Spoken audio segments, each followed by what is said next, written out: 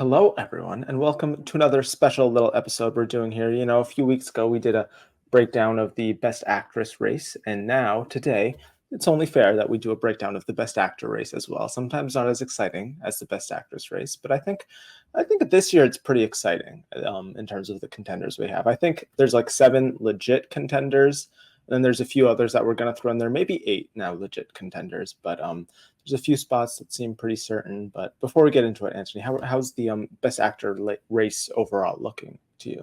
Yeah, I would say this is the first time this decade that we have more than 6 contenders. I think that Yeah. in the years past, it was Tom Cruise, Peter Dinklage, and Delroy Lindo looking in Hmm. on a clear top 5. And so we have, I think there are combos where maybe people agree on a top 3, but that 4 and 5 is up for grabs. And I think because a lot of the movies that could benefit A, are not necessarily the slam dunk best picture contenders that we've been talking about. A lot of those are female led or co led, which is rare. And that's Yeah. why we're seeing the impact of this best actor race being a little bit more fluid. But also, I think because a lot of these films are late breaking, as we'll probably get into. Some of these films came out super early, and some of them are not even in wide release. They're only in a couple theaters on the coast. So I think that's Hmm. what's giving this race a little bit more flavor than usual.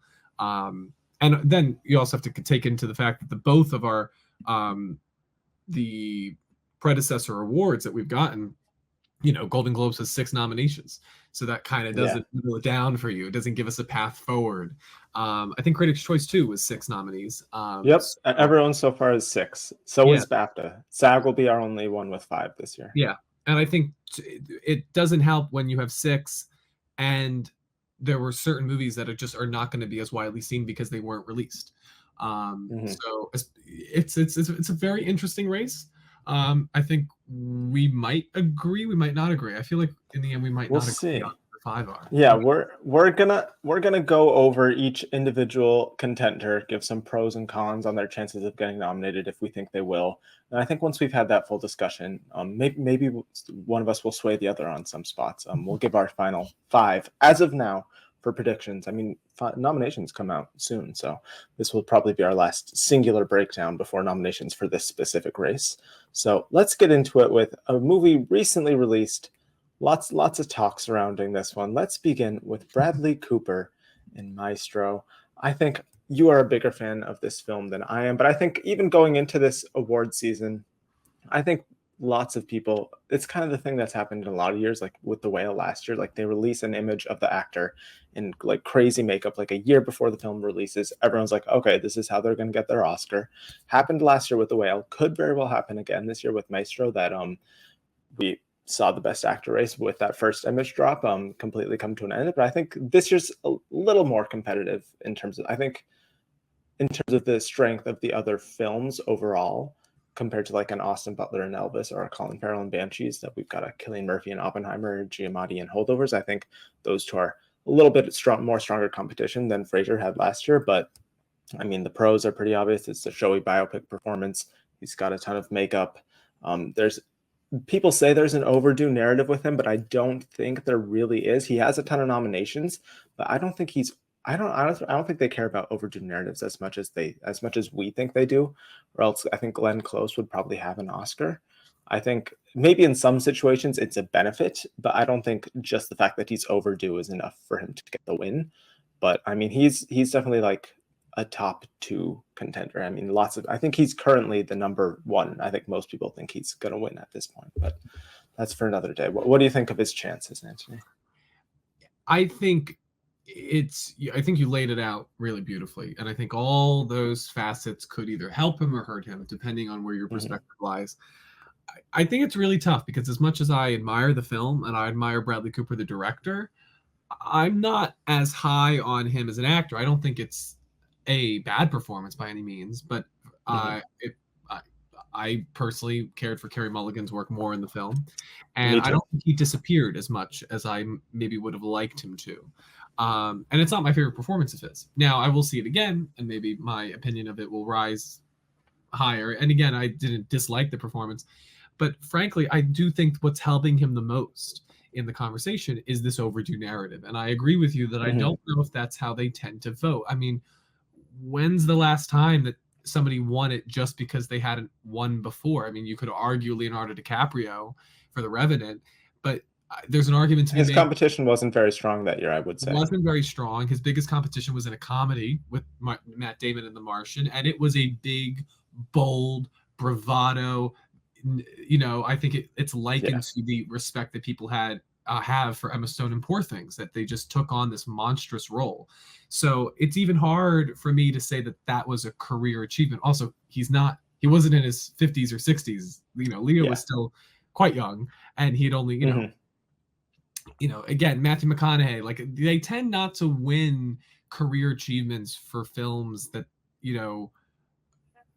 don't inspire passion in other places. And I'm not sure Maestro is doing that overall. I think it's a film that people like and people admire. I certainly loved it coming out of it, but I don't know come March and come voting if people are going to still be there for Bradley Cooper, especially because I think Cillian Murphy is the performance that I think people are maybe the most impressed with. And Paul Giamatti is the performance that I think people are maybe the warmest to. And Paul Giamatti has a little bit of that overdue narrative as well, which I think hurts Bradley Cooper. So that's why it's difficult for me, because I always love what you do, which you started with Cody Smith McPhee, when that was all the buzz. Oh, yes. For the Oscar. And you said, I can't picture him holding that award. And I find it easier for me to picture Cillian Murphy or Paul Giamatti holding that award. So frankly, and maybe I'll change this if Bradley Cooper starts winning awards, but I kind of want to put Bradley Cooper at 3. Interesting. In the race. And this comes from somebody who, again, likes Maestro, but I don't know. I don't sense that there's going to be an overwhelming passion to give it to Bradley Cooper for this movie. No, I don't think so either. I think another con that could potentially hurt him, it could help him, but I think he could potentially have like split accolades. Like some people may like want to honor him more as a director, because I do think his directing work, the screenplay is not great in my opinion. I think his directing work is his best work overall in the film. I think it's better than his acting in the film as well. So I think some people may want to honor him more over there. Some people may want to honor him more in acting. And I think it is worth mentioning that I think probably more so than Cillian Murphy and Paul Giamatti, who I think are his two bigger contenders. I think it's those top 3. I think only those 3 could probably win at this point. I think more than those 2 and their co-stars, I think Cooper has the most competition from within his own film in terms of like acting prowess and people who they may want to honor. I think Divine Joy Randolph is, I think, close for Giamatti, but I think Downey they're is more for Murphy. That's true. I forgot about Downey, but yeah, I don't know. I think it's more of a two-hander with those 2 than it is for I think the other 2 are more definitively the leads of their films. Well, I think you're right to say that, because I do think that Paul Giamatti, I think what you're saying, and I agree with, is that Paul Giamatti and Cillian Murphy, it is more likely that people come out of those movies saying that their performances were the best. And I don't know if people are saying that about Bradley Cooper. I think they're saying that Carey Mulligan, I think, is the heart of the movie. She's the one that really moves you. Again, I love Bradley Cooper. I think he's an extraordinary talent. He's an extraordinary actor. But again, this performance, to me, I don't think it's capturing the same level of passion as Paul Giamatti and Cillian Murphy. I think maybe this is where we transition to those 2 gentlemen, because I frankly think that's the race. I think that Cillian Murphy will benefit from Oppenheimer's overall success. And I do think that as I've said, it just seems ridiculous that they wouldn't check off Oppenheimer if they're going to check off everybody else. Like, why not check off the title character who's responsible for the movie's success? And I think he could do well at BAFTA. And I do think there's a slight possibility that he could pull an upset at SAG the way that Eddie Redmayne did against Michael Keaton, who was the presumptive winner there, because they're just so in love with that performance, and they felt it was, transformative in a way. I mean, we do see him age from like 20 to like his late 70s by the end of it. And I think it's a performance that definitely stays with people, just his blue eyes and the intimacy you get with that performance. And then, of course, you have Paul Giamatti, who has the overdue factor that Cooper has, but I also think created a unique original character where the other 2 men are playing biopics. Real people. I do think that could help. And I do think if you've seen the Holdovers, the journey that character goes on, it's kind of similar to the experience people have with Alan Rickman as Professor Snape, and just like the emotional connection you have after spending the whole story with him, and it makes you think back of some of your favorite teachers and professors and people who've guided you in your life. It's a beautiful performance. It's full of a lot of pathos, and that could help him. He could get the heart vote. I do liken his performance though to Colin Farrell in Banshees, which is why then maybe I would lean Cillian Murphy. I think Cillian is who I have as my number one position. I rewatched Oppenheimer over the weekend, and he still blows me away. Yeah.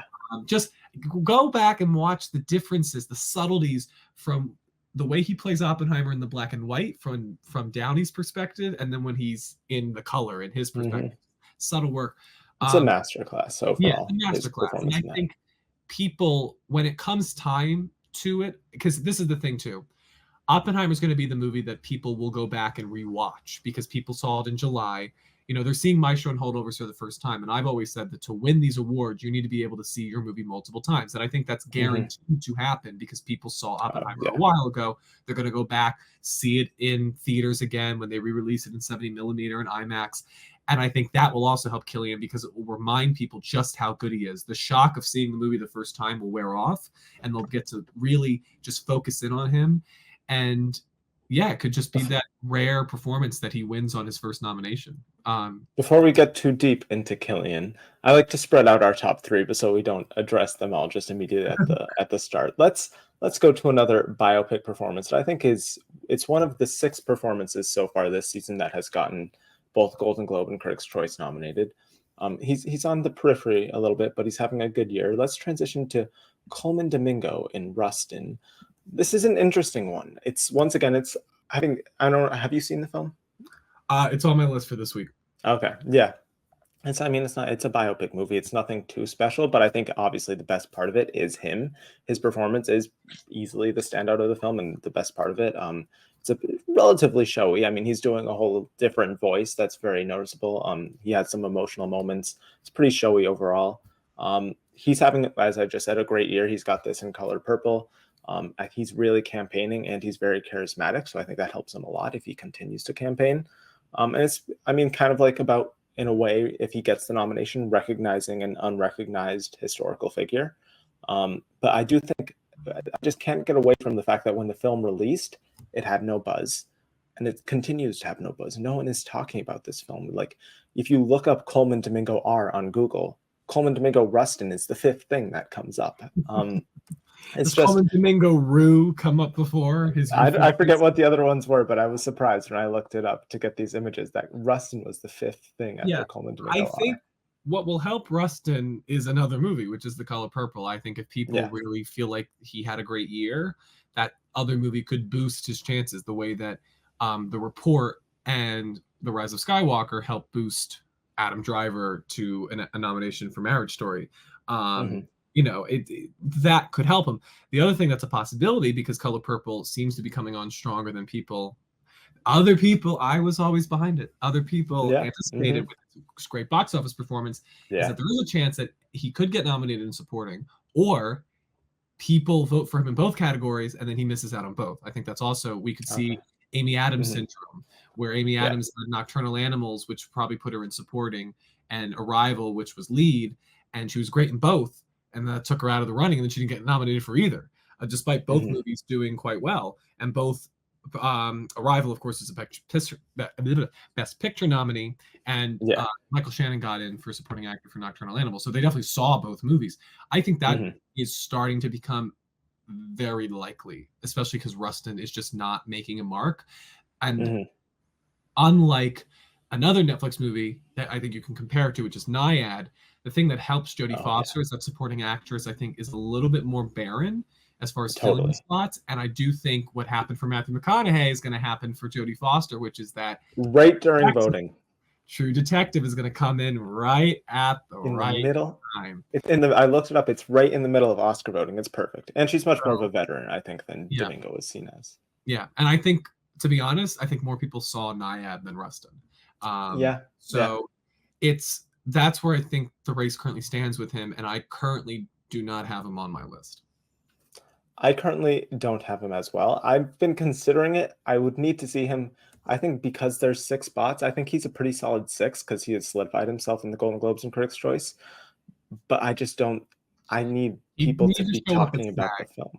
He would need to show up at SAG, and I think this is a performance that SAG is could a show up at big SAG. Netflix group. SAG loves Hmm. Netflix.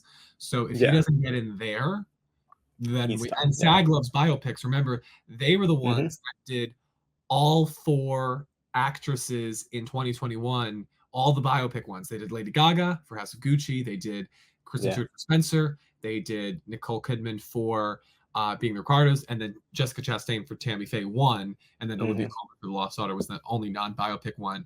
The Oscars didn't do that. The Oscars then threw in No. Penelope Cruz, who was not a biopic Yeah. performance, in place of Gaga. So they love their biopics and they love Netflix. This So is very SAG friendly. yeah, Yeah. if Rustin doesn't get in there, then you're definitely going to see the leakage start, and also it'll tell us that he was likely the 6th nominee at these award shows that we're doing 6. Hmm. Yeah. Except the BAFTAs. I doubt he gets in the BAFTA 6, in my opinion. Let's move on to one of Domingo's co-stars in Rustin, also having a great year, Jeffrey Wright in American Fiction. You have seen this film, I have not, so I'll let you begin on the pros and cons of his chances, performance, all that stuff. Yes, I have. I was very fortunate to go up to New York and see this, and I will say that the movie has a really strong soul to it. And frankly, it's 45 minutes into the movie before we really get into the I'm going to write this book, you know, Yeah, the black plot. book they want. Yeah. You really take time to establish his family connections, his relationships with his brother, played by Sterling K. Brown, his potential girlfriend with Erica Alexander, his mom, played by Leslie Uggams. And so it really gives him a great opportunity to be the sort of character who's it kind of reminds me of Melissa McCarthy in Can You Ever Forgive Me? This down on Hmm. their luck person with great, great ambitions and a real strong integrity. And Hmm. then when he starts to go down the path of writing this book, he gets a lot of great funny scenes. And the movie gives him, Yeah. it's such a great vehicle to spotlight why Jeffrey Wright is so charming as a character actor, but then as just a Hmm. talent, period. And I think what will help is that the movie is likely to do well. We are considering it Yeah. as a potential adapted screenplay winner if they feel Hmm. Oppenheimer is being covered in other categories. It's likely to be a Best Picture nominee. Yeah. Yeah. And so I think that helps him because he is responsible for this movie being as good as it is, just like um, Daniel Kaluuya in Get Out. Like you can't take away the central performance from the Hmm. success of the movie and from what Cord Jefferson does. And I just think that also this is an actor who has worked tirelessly, like has continued to do Yes. great work on the small screen, on the big screen, on the biggest movies, and in the smallest movies. And I think that gets people. I think that gives him points because it's him leveling up, and it's giving him an opportunity that actors love this story. Actors love seeing these actors that people maybe have taken for granted getting the chance to really Yep. show their chops, especially in a role that balances drama and comedy. We saw J.K. Simmons win. We saw Allison Hmm. Janney win. Granted, those were supporting, and that's why I don't think he has a chance to win. But I do No. think he is very likely to get nominated because there's a lot of just spirit to this performance. And the way it ends, you end up really liking the character, I think. And that, I think, will help him a lot. The character Hmm. is somebody you want to root for. So I have him in my 5, definitely. Yes, me as well. I think that's something that Jeffrey Wright and Colman Domingo share this award season. That I think they're very underappreciated, like actor kind of character actors who come in into supporting roles and like give these great performances. And I think Colman Domingo's first lead performance is Rustin. And Jeffrey Wright has led a few films, but not in a while. He's mostly been a supporting character recently. So I think that's a thing that helps both of them. I think more so with Jeffrey Wright, just because obviously his film is much stronger. But I haven't seen it, so I can't really speak to the performance. But I think in terms of the fact that he's the face of like pretty decently strong picture contender, it's some people are saying it's career best work. Would you say? How would you? What do you think overall? Like, is the performance like showy? Like, what do you think? It's not, and frankly, that's what I found appealing about it. It Yeah. doesn't like the whole movie doesn't particularly feel very ostentatious. It Yeah. feels very much like it's going to tell the story it sets out to tell, and it does so with a lot of dignity. And the performance definitely holds it all together. Hmm. So yeah, I think this is the type of movie that does well because you have all these big epics, and this is like a quiet little. It doesn't really demand a lot from you. It's not, it's not taxing, but also it has something to say and it says it effectively. So it's this Hmm. little quiet little contender that I think is really impressing people for its kind of what Everything Everywhere was before it became the behemoth. Like it's this thing where Yeah. people are really impressed with this film that just really just comes together so just in such a fluid manner. So yeah, I personally don't see how they would ignore Jeffrey Wright, Hmm. especially given what the Academy tends to go for. The Academy doesn't tend to go for the more Oscar baity type roles in recent years. Like Yeah. they're going for um, Antonio Banderas in Pain and Glory over somebody like Adam Sandler and Uncut Gems. Like they're Paul going Mescal just last year. or Paul Mescal over Top Gun Maverick. They're going for Yeah. those smaller, vulnerable, heartfelt performances. I think the actors branch is a very emotive group, and you can see that in the performances they pick. They don't Hmm. tend to go for Yeah. the, if they're whittling it down, and especially because they usually already have the big monstrous performances, like Hmm. they'll go for a Viggo Mortensen and Captain Fantastic because they already have Casey Affleck and Denzel Washington, and I think Yeah. that's Jeffrey Wright represents. He represents that little indie spirit that the acting branch loves to champion and say, look, Yeah. these roles exist. Yeah. I agree. I think we've both got him in there. I think he's a pretty solid lock for a nomination. I don't like calling anything locks really, but I feel pretty decent calling him a He'd lock be at this my point. four. I think he's He's a he's yeah. on the outside looking into our top three. Again, I don't think there's a real chance that he can win. No. But I do think that he is high. He has a higher chance than some other people. Yes, he's my four as well. I think that top four is pretty solid right now. That fifth spot is up for grabs, though. I don't think it will go to this next person, but I thought he was worth mentioning. So, Jeffrey Wright was in the Batman 2022. We're getting into the wacky transitions now. You know who else was in there? Barry Keoghan, Yes, Keoghan, sorry. it's like Barry Robert Keoghan Pattinson had a for movie. no. For Saltburn, I think I mean this will probably be pretty quick. I don't think either of us think he really has much of a shot at all. But he's gotten nominated. He got the Golden Globe nom. I've seen plenty of actors praising it as a bold and fearless performance. Saltburn is kind of having a moment right now on Amazon Prime. I mean, I honestly, but I don't think it's going to be an awards movie. It's very divisive. It doesn't seem like an awards kind of film.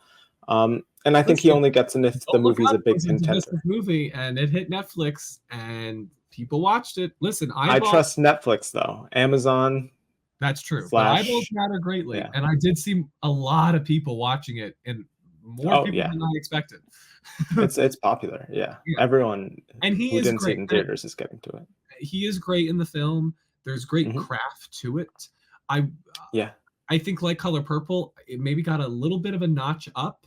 I don't know if it's enough to climb because we're talking about those four contenders: Zone of Interest, May December, Color Purple, and Anatomy of the Fall. I don't know if it Hmm. joins that group, but I would definitely say it's probably the It's the next. first one on the outside, I think. Yeah, it's definitely climbed over Spider Verse. It's climbed over those Oh yeah. also rans. But yeah, I don't see this happening. Not in the slightest, really, given the No, competition. no. But listen, I love the performance. I think it Yeah. was quite brave and again original, and I really just found this character so tantalizing and exciting. So it's definitely the type of performance that will help him whenever he gets a real chance to like be in contention to win, because it will be like Yeah. Timothy Chalamet, like Beautiful Boy. Yes, he wasn't nominated for it. He probably should have been, but like those performances help solidify that he's an actor to take seriously and that he's taking risks, and that will help him down the line. Yeah, agreed. And I think he is the kind of actor, I think maybe once he establishes his name more, and as it is with actors, you usually have to be older to get these wins and nominations. I think he would get in if the movie overall was a big contender, but I don't think it is at this point. So I think he would have to come along with it. I do think this helped his career immensely, especially given how popular the Oh movie yeah. seems to be. I think he should be thanking Jacob Elordi, because I think from my Mhm. circles, a lot of people are checking the movie out because of Because Jacob of him. Elordi. Yes. Yes. And in so doing, getting to discover Barry Keoghan's wonderful work. And whoever Yes. sees Saltburn, I'm like, go see Banshees of Inisherin, I please. know. One of his best, maybe his best performance. I don't know. He I does. would, a He's year great. out, I might personally, that's my I think. personal favorite supporting actor I performance. think of last year. Yeah. Oh yeah, he was definitely him and Brian Tyree Henry were my favorites of last Yeah. year. And I love But I Terry think Condon. I honestly, yeah, in my mind, and that I acting was love incredible. Everything Everywhere All at Once. I really do. But if we were going to give 3 acting awards, I would have given it to Banshees of Inisherin. I would have given Colin Farrell, Yeah, Terry yeah, Condon, and Barry Keoghan all Oscars last year. yeah. That was a great acting I love that ensemble. movie so But much. yeah, I yeah, didn't and I think it think could this top also. Billboards, and I think he might have. Oh, I think it's definitely better than Three Billboards, but I didn't love that movie. But I think yeah, this definitely solidifies him also as like a leading man. I think this is his first true like leading role. He's been supporting in the past, so I think It's his he can Call Me by now Your Name. lead. Yeah, yeah. So I think he'll definitely be a future Oscar nominee many more times, and I think he'll eventually win. I think he's one of the best young up and coming actors. But I don't think this will happen for him. But he was in a film in 2017 starring another fellow, Christopher Nolan repeater, who kind of blinded him, I think, in the film, if I remember it correctly. Killed it. If you can't. Oh, yeah. Yeah. Cillian Murphy in Oppenheimer. Cillian Murphy. Cillian Murphy, a killer.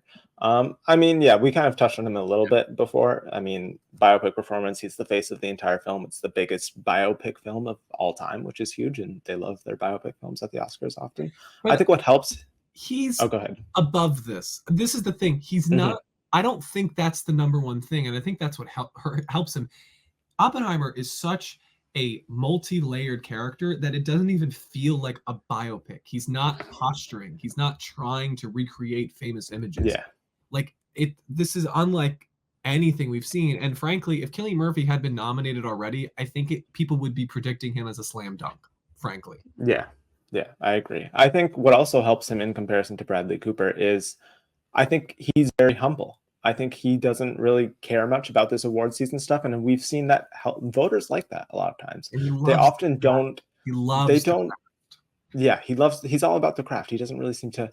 I mean, he's doing the whole award season, like shaking hands, like campaigning and all that, but he doesn't seem like. Whereas Bradley Cooper, I do think, is giving the vibe to a lot of people that I mean, every actor, deep down, even Cillian Murphy, deeply wants it. Some people just show it a lot more. And I think Bradley Cooper is really showing it. And sometimes that works, sometimes that doesn't. I do think they oftentimes love someone who is very humble about it and seems like they don't care too much about it. But sometimes that also hurts them. He did varieties actors and actors, and he did it with Margot Robbie. Yeah. I think he is very smart about this. I think he knows that the movie is strong enough to do a lot of the work for him. And frankly, he's in a unique position that I don't think is the case always, that the work really can speak for itself. This is where I think that we have to, the subjectivity and the objectivity kind of blur. It's a masterful performance. It gets better every time I've seen it, and I've seen it 11 times now. Oh, wow. And it's brilliant, and it is a lot. But I think, listen, there's a path. I think it's possible he wins the Globe. I think it's possible he wins SAG. And again, I do think that you may think that, one of the more popular actors, but also remember, SAG is full of what? Television talent and television watchers. And influencers. It's got 160,000 people in it. And when you look... Peaky Blinders. Love Peaky Blinders, yes. But also when you look at all of these contenders here, and you look how Oppenheimer almost made $1 billion. What is the most seen performance on this list? It's Cillian Murphy and Oppenheimer. Everyone has seen this performance. Hands down. I really think he'll win that. And so, to me, he could just run. And I think it just makes sense. I don't understand this world where Oppenheimer's going to win potentially 8 Oscars, and they're going to lose for Oppenheimer. If we're talking about a world where Emily Blunt could surprise and win SAG, BAFTA, and the Oscar, how are we then not thinking it's a slam dunk for Cillian Murphy? It just seems bizarre in my head. So I think Giamatti could surprise if he maybe gets SAG, and then if Cillian gets BAFTA, then there's a race there. And then maybe Cooper gets Critics' Choice. I don't know. I think it's a very competitive Best Actor race, one that we haven't seen in a while. I know last year was close, but when we looked back on it, I think it was just us not wanting to, Yeah. understand the power of Brendan Fraser, Yeah. because he won what a Golden Globes kind of discount because of his history with that. He won SAG, which was most important He that won year. SAG. It's the BAFTAs really were the ones that just kind of BAFTAs were totally off last year Yeah. in terms of all of their winners, so we shouldn't have taken them that seriously. But yeah, so I think that this is one of our more competitive years, but maybe until they start giving out the awards, maybe Cillian Murphy just walks on. And I agree. I think he's the type of performer that people are just really just enamored with, in the same way that they were enamored with Daniel Day-Lewis and Lincoln, the same way they were enamored with Joaquin Phoenix as Joker. They just are just impressed with what they creative. It's pure art in their craft. Yeah, it's the kind of performance that just like kidnaps you. You're just like completely taken away. And he's playing him across time. He gets, and I frankly, he gets makeup. He gets makeup. I don't know why we're just handing it to Maestro. The makeup in Oppenheimer not only has to age all the characters, but like it looks very realistic. As Harry Truman, President Truman, is just as impressive as anybody in Maestro. And haircut, like, and then the last scene with Oppenheimer, I mean, he has a transformation, and as I said, also he has to go back and forth between the old and the young. And the fact that this was a test. I played it for my grandmother, who's 84 years old, and she loved the movie. Yep. And that shows that the movie works, the performance works, and going back in time, different perspectives, it doesn't take people out of the movie, and that's a credit to the performances. It really is. It is. I think the only con I can think of for him is that it's not like the showiest performance. It's a little more subtle, as we always have been saying lately. It's ocular, it's in the eyes. But I mean, when it's just that powerful, who cares if it's showy at this point? I think he does get to it's yell. So that helps. He does. Just when you look at it next to like a Bradley Cooper and Maestro, it's a little more like, okay, that's a little more subtle compared to. I think he gets points though, because I think you and I get, like, again, I liked Maestro. I really did. It's currently in my top 10 of the year. But I do think you leave feeling Cillian Murphy in that role. Even if you only the last shot's him. What's the last shot of Maestro? Not the Maestro. Nope. The last shot of this movie is Cillian Murphy. What is the last shot of Maestro? I forget. It's Carey Mulligan in black and white, like that image of her. It's a very gift right now. It's just like Carey Mulligan. I'm pretty sure that you've seen it more recently than me, so maybe. I thought it was him talking like when he was old. It is. He is talking, but I think the last shot is Carey Mulligan in black and white, just like looking at the camera, and then it goes to black. Maybe it was. I can't remember. Maybe it's not. Comments will correct us either way. I don't doubt you. I can't even place what it was. Just file not found across my head. Yeah, but you do remember the last shot of Oppenheimer. Oh yeah. Everyone does. Oh my god. Yes, incredible. That's the other thing. I understand spreading the love, and Court Jefferson. It would be such a cool win and a great win for his career in American fiction, giving it some love. But how can we not award that screenplay? It's his best screenplay, I think, easily. Oh my god! And I love his work. Yeah. It's by far his best screenplay. Very, very good stuff. But yeah, Cillian Murphy, Irish actor, very Irish last name. Who else is Irish? We've got Andrew Scott, also Irish. In All of Us Strangers. I don't believe you've seen this film yet, so I think I shall start. The only this thing is my us from doing. This is it. Yeah. Well, there's a few things I still need to see. I still need to see Zone of Interest in particular, and a few other things. But that'll come soon enough, everyone. Soon enough, sometime in January, I'm sure. But Andrew Scott, as much as I love Cillian Murphy and Oppenheimer, easily my second favorite lead actor performance so far this year. I still need to see Perfect Days as well, which I hear great things about. Andrew Scott in All of Us Strangers is easily my favorite lead actor performance so far this year. It's just incredible work. Just like Cillian Murphy, very ocular. Just you can tell so much of what's going on in the character's eyes. I would in the prose, I mean, that's definitely in the prose side. It's an incredible performance. I think if people see it, I think he could hopefully become like a passion pick. And as we talked about with voting, I think in order to get in, sometimes you need a lot. I mean, we saw with Andrea Riseborough last year, you need a lot of number one picks. You need a lot of people passionate about you. If you're kind of just in the middle, people are just about it. Sometimes you don't get in because you're not ranked very high. Sometimes you're just consistently in the lower regions. So I could see kind of like maybe Paul Mescal for Aftersun last year. He's like a passion pick. And he gets in there. He did get the Golden Globe nom. I figure he will definitely get the BAFTA nom at that point. And I mean, that's a good. He should have gotten Critics' Choice, but the Critics' Choice it's just whatever. But I think Golden Globe and BAFTA noms is enough of a precursor thing to, if you wanted to add him into your predicted 5, consider putting him in there. But I think the negative is not enough people have seen the film. I'm not sure how many people will by the time it comes out. The film overall needs to, I think, be a little stronger. I think After Sun was, even at this point in the year, more seen than this film is. I don't understand the rollout from Searchlight, but I don't know. I could see it maybe in a less competitive year. I'm toying with it, but what do you think? What do you think? Unfortunately, it comes down to the fact that I don't think enough people are going to see it. I think that, and from what you've told me too, it's not After Sun, I think, and especially Paul Mescal's character was one of great strength and vulnerability. The performance. The performance had such meticulous and specific, just power, and it was such, you just felt for that character so deeply. And so I think that from what I've heard about All of Us Strangers from you, it's like the ending seems to potentially throw people off a little bit, maybe. I think it will throw people off, but I don't think it will hurt their thoughts of his performance per se. Okay.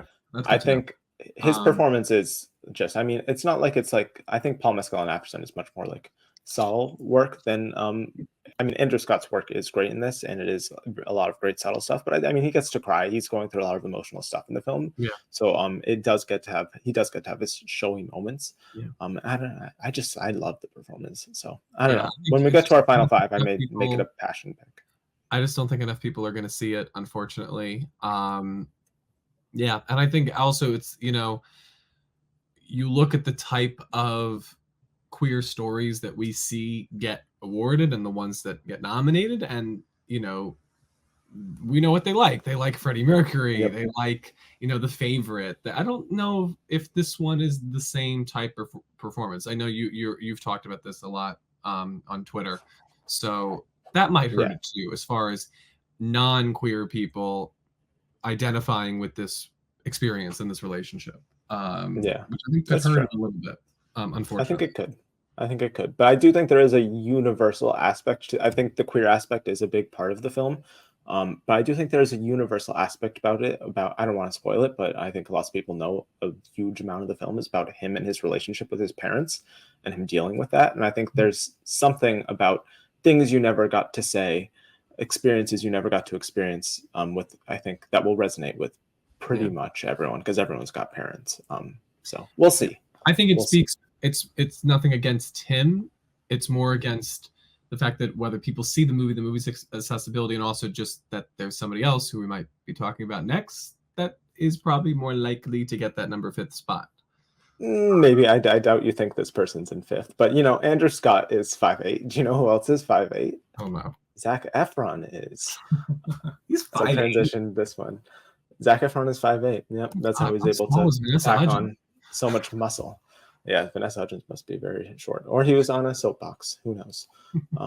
I saw those sand dunes that he was picking up and throwing during bet on it. There was no sand dune. That's true. That's true. No sandbox. That's there. I think there are some pros here. You've seen the film. I haven't. Lots of people are saying it's like career best work, raving about his performance. I think this is High School Musical 3. Do you think it's his best film, his best performance, even better than Troy Bolton? I think he was so good in Neighbors. Like, that really was such a funny performance. Yeah. And I do think that he, it's hard for me to separate. Like, I grew up with High School Musical. I think he's very reactive in this movie. Like, he reacts a lot to what's happening to his brothers. And so a lot of times he's not as active as you want him to be. He definitely sells the sequences, it's wrestling, not boxing, right? It's wrestling. Yeah. I should know this after watching the movie.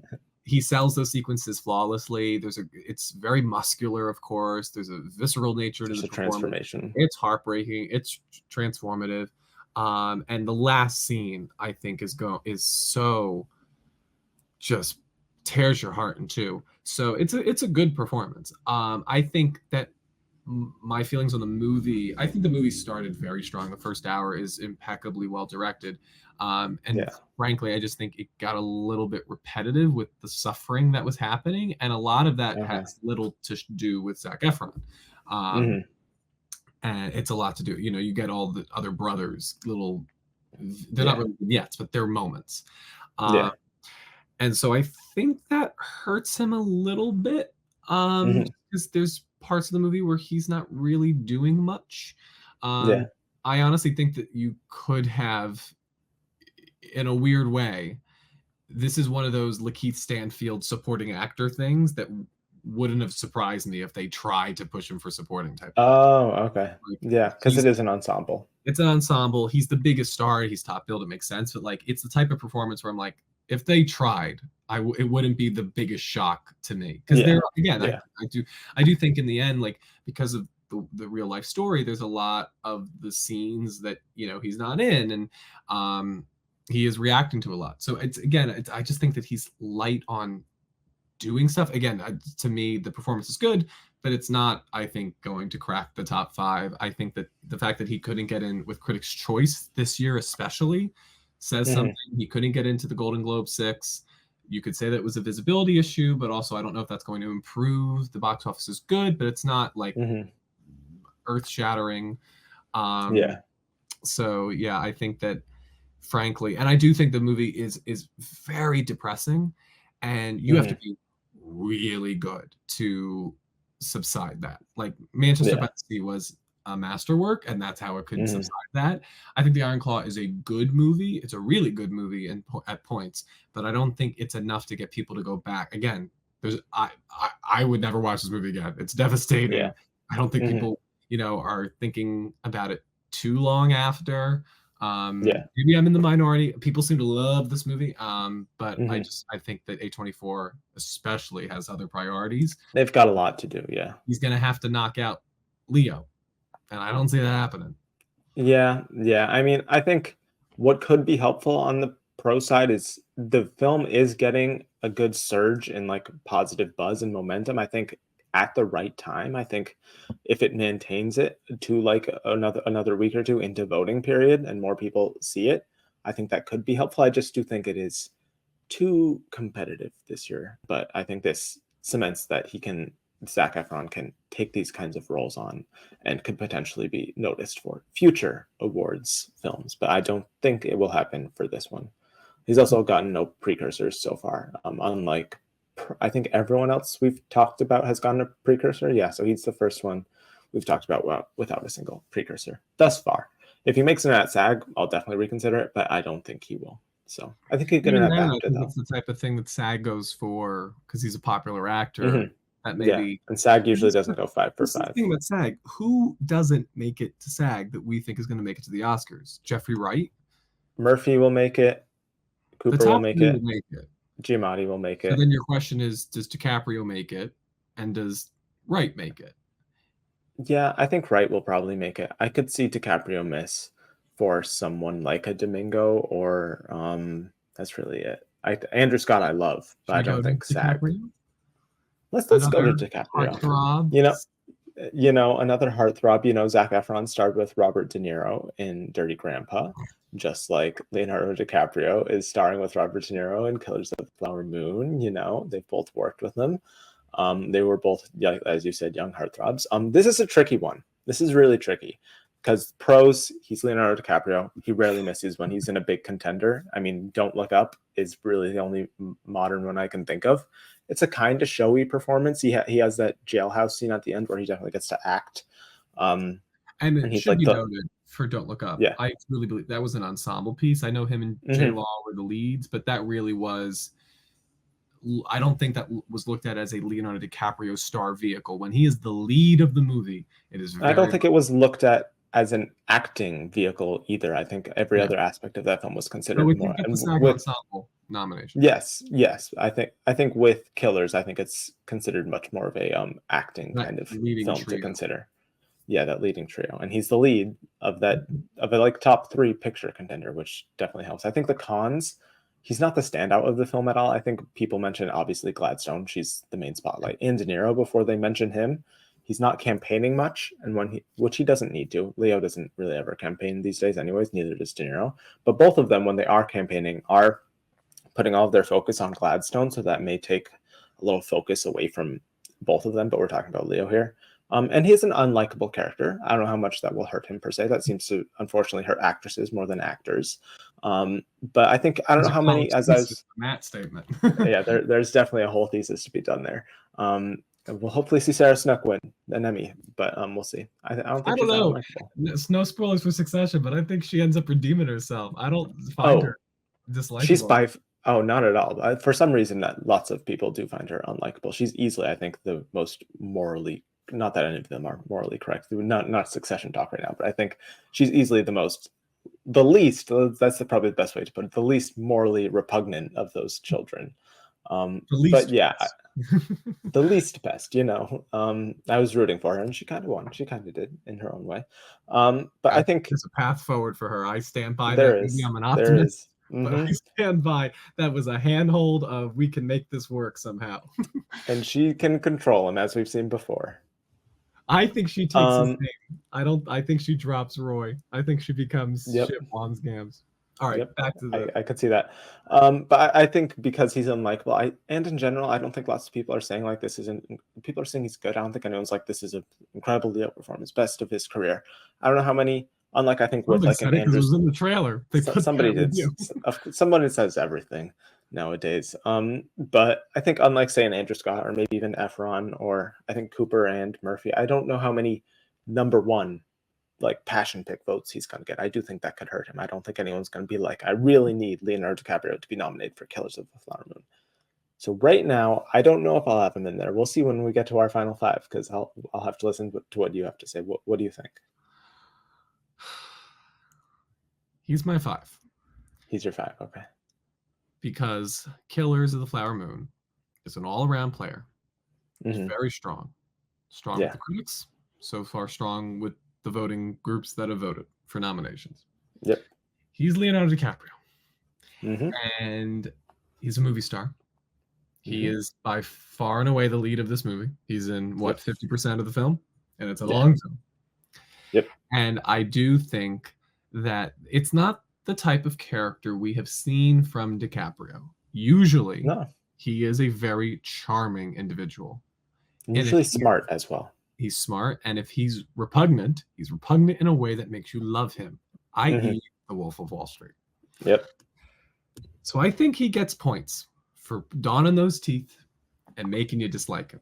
Now, what I think you said is 100% true, which is that he might not get a lot of number one votes. But I don't know if that will inevitably hurt him if he is just like, it's, of course, like it's just off, like there's no thought he's going to get nominated. Now, I know people will say Robert De Niro in The Irishman, but I think the things that held Robert De Niro back are not holding Leo back in this performance. This is showier. You could argue it's showier. He doesn't have to worry about the visual effects on his face that are distracting people from the performance. And also his best work, frankly, the work that really centers him, that would have gotten him the nomination, does not happen at the 3-hour mark of the movie. He's in it from the beginning, and he's consistent in his performance. Let's be honest, Leo is much more of a awards darling still in his career than I think De Niro was at the time of Irishman. I think he, as we mentioned, was doing movies like Dirty Grandpa and such. He's not still like an Oscar consistent darling. I think like Leo still is. So I would have given him Best Supporting Actor for Silver Linings Playbook. That's my own little... The Win. Oh, interesting. Oh, because, Christoph Waltz had just won for a very similar role. That's fair. That's fair. So, and I just remember when the scene in Silver Linings Playbook, when he thinks he's lost and he takes off the jersey, goes, "Pat, you loser, you loser." It's so good. Yeah.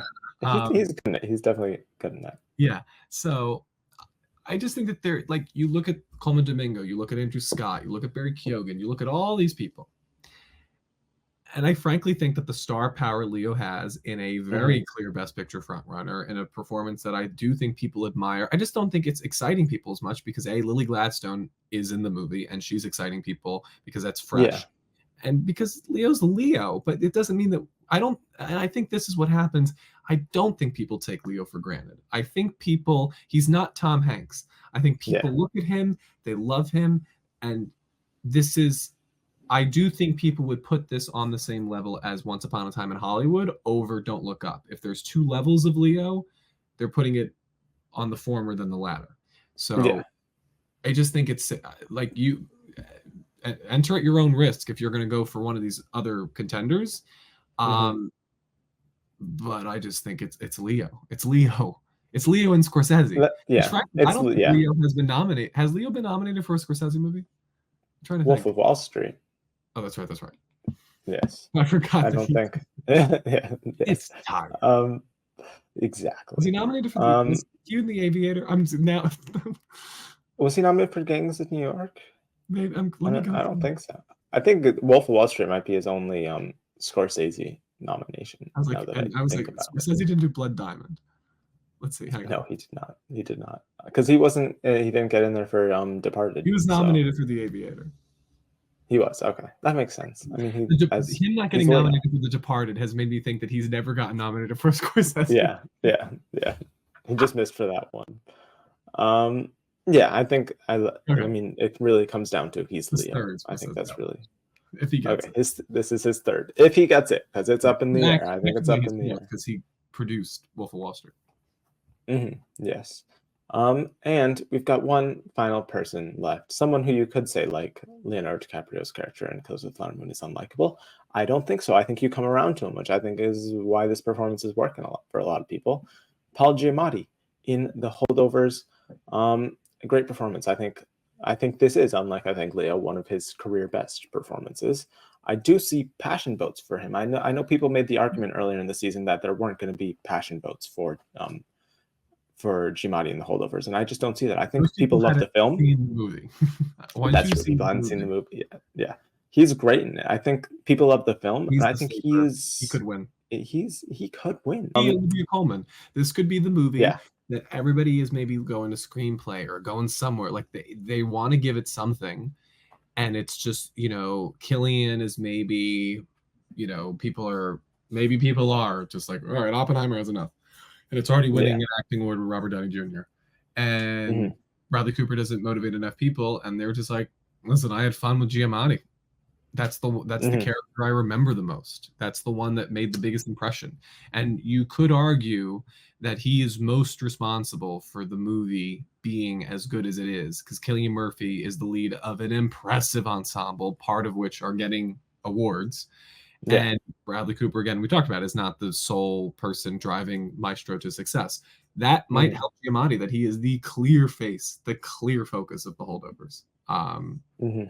Despite what I love about Dominic Sessa and Divine Trevor. Yeah, he's definitely a co-lead, I think. But I think Giamatti's getting all the attention. And I mean, rightfully so. I think, as we were talking about, like with Jeffrey Wright and Colman Domingo, I think it's similar. He's a character actor. He mostly does supporting roles. It's the type of performance that elevates everything around him. Everyone.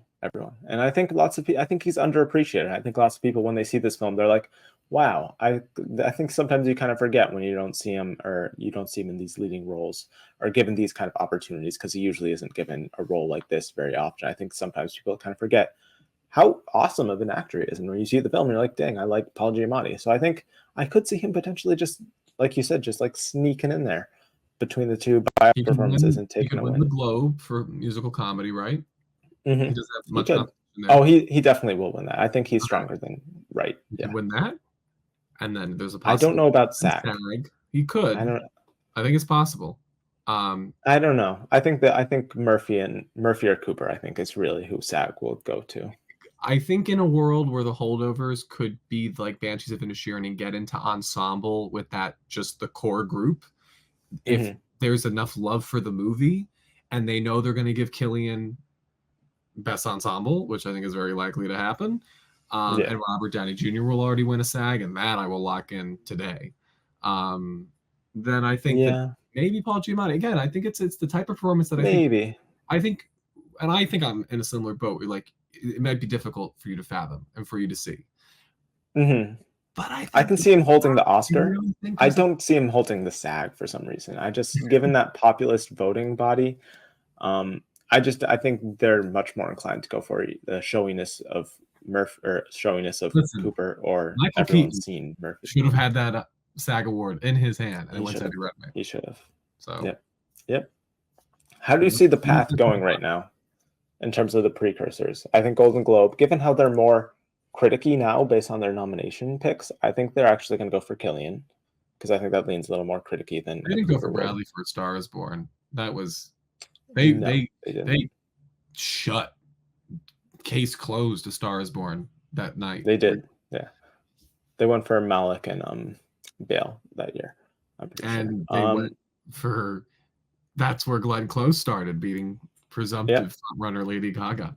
Well, I think they both win. Oh no, Olivia Colman won. Yeah, that's what it was. Mm-hmm. Yeah, they split, and that's your eventual winner. It kind of could happen here. Yeah, because Glenn Close and Lady Gaga both in that film, in that category, just like Cooper and Murphy in this category, and then Giamatti's going to win in the other category, just like Olivia You'll Colman. see. I'm interested to see if Murphy can rise above the biopic of it all, or if him being in a biopic and Maestro being a biopic, if that cancels them out, and then Giamatti can just walk his way. Possibly. But yeah, let's get into our final predictions here. So this is tricky. I think as we agreed on, we've got the same. We've got the same top four. I think I would have Cillian Murphy winning right now. I think you would have that as well. I'd have him at 1, because I think he can win Globe. I would have him winning SAG as well, and he could. I mean, he's Irish, which who knows? Maybe that hurts him against the British people. But I think he'll probably win BAFTA as well. But BAFTA can sometimes do crazy stuff. So I think, you win those 3. I think you're pretty confident for the Oscar win. Cooper, I think, is his biggest competition. I would still have him at 2, as much as I would love to see a Giamatti upset. But I do see a Giamatti upset win being possible, which is why I would have him at 3. And then, as we talked about with Wright, I think he's not in contention for a win, but I think he's strong enough to be pretty competent for a nomination at 4. In that 5th spot, and you have Leo, I imagine. Mm-hmm. I would, if I'm going completely with my brain and what makes sense, I would also have Leo, but that just feels too safe to me right now at this point for some reason. And so was Javier Bardem and Being the Ricardos. I know, and I didn't predict that either, and you did predict that, and you were right. And another thing, Paul Mescal was safe too. Tom Cruise is not the likely thing to happen. I feel like Best Actor is usually the safest acting category. It's probably going to be that 5. And that makes sense. And that probably will end up being my 5 before nominations come out. It is interesting how all of them will be in Best Picture nominees. That's pretty rare. But so was all first-time nominees. So was all veteran nominees, and both of those happened in the past. So I'm gonna, for my 5 spot, do a passion pick, do a little plug. I'm gonna stick with Andrew Scott at number 5, because who knows? He's my favorite lead actor performance of the year. I think there's potential if he has enough passion votes, because if I was voting, I'd put him at number 1. I think if people see the film, they still got time to see it. Voting doesn't happen for a few more weeks. It's gonna hopefully. I think screeners are already out there for people, but hopefully they can make time for it during the holidays to watch it. I think I'll have passion picks. It's a great performance. I know they need. Yeah, the release is just confusing, as we've seen with many films this year. Some people just don't. I think late releases are not the proper way to do Oscar things anymore. There was a time when that was a thing. I don't think that's the thing anymore. You need to release it early. 1917 shut that door, I feel. Yeah. So I'm gonna stick with a little passion. They're not releasing late. People are seeing these movies in September and August when they hit the festival circuit. So it just seems like, yes, you get the benefit of then opening later, like The Color Purple. Sure, it people were seeing it in mid-November, but then it really hit now. Yeah. But I don't know. I just think that you hold on to a movie too long. I think the problem is that that mindset exists in a world where you're only going for the Oscar, but that isn't the case anymore. And you need these precursors to support your nomination for the Oscar. It's very rare to have a To Leslie. It's very rare to have a movie that just pops in at the last minute. Just look at the fervor there was over a To Leslie, which 20 years ago wouldn't have been an issue, but because it's an issue now, because we look at these precursors as leading up to the Oscars, and if this is a path to the Oscars. So you can't release too late, because look at The Color Purple. Color Purple should have gotten in at the Globes, but it didn't, because I think it wasn't out yet. If it was out and making money, that could have That would gotten have into helped. the musical comedy category very easily. Yeah, and I do think it's contending for best. We'll talk about that another time. A Best Picture nomination. I think it's probably in there. But yeah, I'm gonna PGA on the way SAG. again. I mean, given the box office, I think it'll get PGA, and it'll definitely get SAG. So yeah, I think it's probably in at the Oscars, and then that makes the whole supporting actress race, which we'll have a breakdown video of, more questionable. Because if it's back in picture, I think Daniel Brooks is back in talks for a win. So look forward to that You didn't coming see it before the yet, did you? nominations come out.